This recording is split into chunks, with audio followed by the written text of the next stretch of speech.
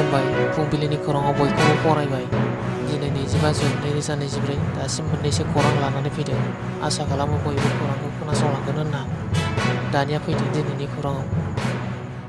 गिबि खौराङाव दङ art and मशन dance स्टुडिअ'नि बानजायनायाव 15 साननि थाखाय सामार डान्स केम्प खुंफुंनो साखाफारा। क'क्राझारनि फाखन नार्जारी आरो फुंखा बसुमतारी सानै बर' लाइमोना मोसानायाव गोसो गुदुं सुबुंफोरखौ बे हाबाफारियाव बाहागो लानो खावलायदों आरो जाय सुबुंफोरा बाहागो लानो गोसो जानबुं अनजिमा 8838874462 एबा 7637814894 आव फोनांजाब खालामनानै सुलाद लानो हागोन होननानै बिथांमोना खावलायहरदों। नैथि खौराङाव दङ गसाइगावनि सांग्रां रबार्ट मुसाहारिनि मानि बेग वालेट गोमादों। गसाइगाव टाउननि वार्ड नम्बर 4 जयनगर गामिनि थागिबि रुंसारि दन्दिनाथ मुसाहारिनि फिसाज्ला सांग्रां रबार्ट मुसाहारिया थांनाय 23 जुन खालारखालि क'क्राझार टाउननिफ्राय गसाइगाव एबा गावनि न' फारसे गिदिंलांफिननाय समाव मानि बेगआ लामायाव गबोदों। मानि बेग सिङाव PAN card, voter ID, office ID card, pen drive, driver licence, ATM card, vehicle registration card, 700 rupees दंमोन होननानै बिथाङा मिथिहोदों। दा सोरबाफोर बबेबा ओनसोलाव मोनस'नोब्ला 7636093121 जानबुं नम्बराव फोरमायहरनो थाखाय खावलायहरदों बिगोमा सांग्रां रबार्ट मुसाहारिया। थामथि खौराङाव दङ निट आनजादनि सोंथि बिलाइ गोसार होनायनि दायाव गासै 7 सुबुंफोरखौ पुलिसआ हमदों। निट आनजादनि सोंथि बिलाइ गोसार होनायनि सायाव सिबिआइनि गोख्रों नायबिजिरनायनि उनाव बिहार पुलिसनि इक'नमिक अफेन्स इउनिटआ निट पेपार लिक जानाय जाथायाव 7 सुबुंफोरखौ हमदों। दासिम बे जाथायजों सोमोन्दो थानाय गासै 18 सुबुंफोरखौ हमनाय जाबाय होननानै मिथिनो मोननाय जादों। हमजानाय सुबुंफोरनि मुंखौ खौराङाव मख'नाय जायाखै। ब्रैथि खौराङाव दङ सनितपुर जिल्लानि बरसला बियाबनि आवथायाव थानाय थेलामारा आमगुरि ओनसोलनि दालां बायनाया 3 बोसोर बारलांबाय। बियाबनि एमएलए आरो बिफाननि मावख'निफ्राय रावबो उदिस लाफैयाखै। गंबा गामिजों ज' जाना रायजो राजाया ओंखारबोनानै औवानि जेनलाब हेबनानै औवानि दालां बानायनो गोनां जादों। फरायसालि, देहा फाहामसालि आरो बाजाराव थांलाय फैलाय खालामनायाव जोबोद खस्थ'जों हान्थिनो गोनां जादों होनना फोरमायदों ओनसोलनि रायजोफोरा। बाथि खौराङाव दङ क'क्राझार हिनजावसा फरायसालिमानि गोरायुं डक्टर आदाराम बसुमतारीनि खौरांगिरि मेल। डक्टर आदाराम बसुमतारीया बिटिआरनि इएम रनजित बसुमतारीनिसिम साबायखर बावहरदों। नोंथांमोना भिडिअनि गेजेरजों खोनासंलांदो। दिनै 24 जुन 2024 मायथाइनि बे दिना जोंनि गार्ल्स कलेज क'क्राझारनि थाखाय मोनसे गोसोखांजाथाव आरो गोग्गाथाव दिन।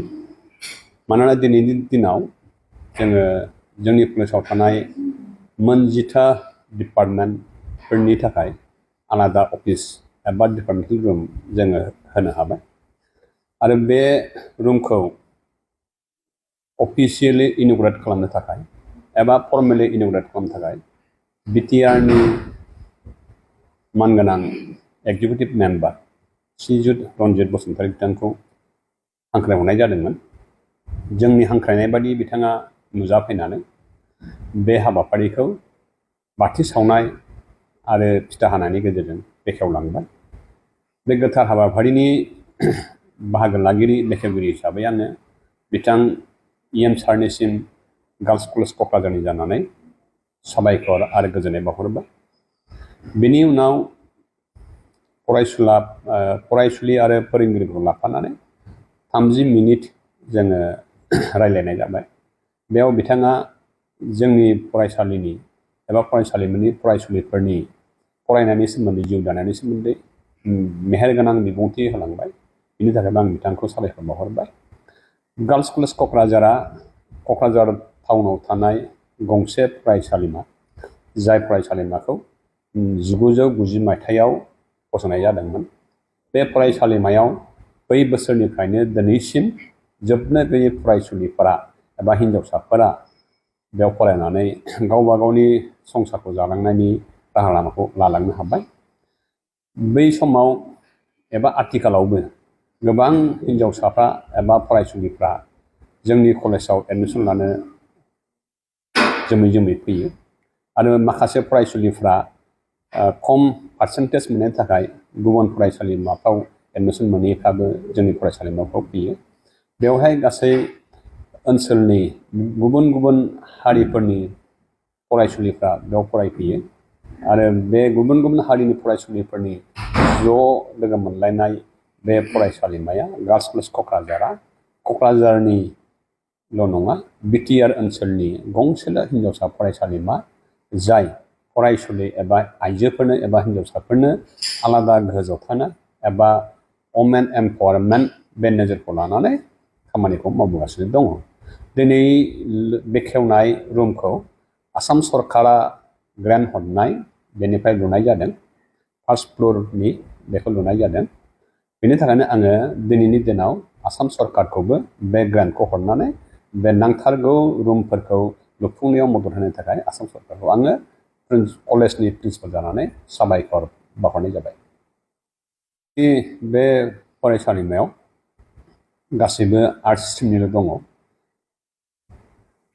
गंसे आर्ट्स स्ट्रिमनि थाखाय जायफोर रुमफोर नांगौ एबा गुबुन गुबुन इनफ्रास्ट्राक्चार नांगौ बेफोरो थोजासे नङा।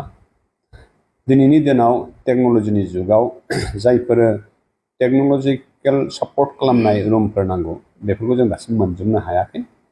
जेरै लेंगुवेज लेब नांगौ जोंनो बेखौ जों मोनफुंनो हायाखै। स्मार्ट क्लासरुम नांगौ जोंनो बेखौ जों मोनफुंनो हायाखै। स्मार्ट बर्ड नांगौ जोंनो बेखौ जों मोनजोबनो हायाखै। लाइब्रेरिखौ फुल्लि डिजिटेलाइज खालामनांगौ बेखौ जों हाजोबाखै। आरो बिदिनो माखासे गथ'फोरखौ जोङो एड अन कर्स एबा मेइन कर्सनि अनगायैबो इउनिभार्सिटियाव थानानै होनाय सिलेबास एबा कर्सनि अनगायैबो गुबुन बिथिङाव जोङो फोरोंनो हायो। जेरै ICT माने कम्पिउटार बेस्ड माने टेक्न'लजिकेल बेस्ड माबा बेबायदियाव जों फोरोंनांगौ। बेफोरबायदि एड अन कर्सखौ जोङो लाजोबनो हायाखै। जोङो बेवहाय नार्सिंबो होनो हायो बिनि सुबिदा जों मोनाखै। बेवहाय जोङो बिउटिशियाननि कर्सबो होनो हायो बेनिबो जों सुबिदा मोननो हायाखै। मानोना मोनसे बिउटिशियानखौ आबुं भाबै फसंनांगौब्ला बेवहाय 5 निफ्राय 7 लाखसिमनि इनफ्रास्ट्राक्चारनि प्रयजन जायो बेखौबो जों होनो हायाखै। दा आङो सरकारखौ खावलायगासिनो दङ आरो जोंनि खावलायनाय बायदि आंनि खावलायनाय बायदियै आथिखालनि BTCनि चिफ मानगोनां प्रमद बर'आ लेंगुवेज लेब आरो स्मार्ट क्लासरुम हरनायनि खोथा होबाय। बेयो फाइलआ अफिसाव फाइलिं जागासिनो दङ। आं आसा खालामदों माखासे दिननि उनाव एबा नैबे सोलिबाय थानाय जुलाइ दानावहाय बेखौ आं मोनफुंगोन। होमब्लानिया जोङो बेखौ हाजोबगोन। लेंगुवेज लेब फैयोब्लानो ICTनि माने कम्पिउटार ट्रेनिंनि जानाखि कर्स बेखौबो जोङो लेंगुवेज लेबनि कम्पिउटारफोरजोंनो जों बेखौ लाफागोनो हागोन। आंनि मिजिंथिनाया जाबाय जे जोङो दा मोननो लागा लेंगुवेज लेब आरो स्मार्ट क्लासरुम बेफोरखौ मोनफुङोब्ला माखासे एड अन कर्सखौबो जों बेजोंनो सालायलांनो हागोन। होमब्लाबो बे थोजासे नङा आरो नांगौखिनिखौ नांथारगौखौ आङो बिनाय बायदियै खाथिनि सरकारा मदद खालामगोन होननानै आंहा फोथायनाय दङ।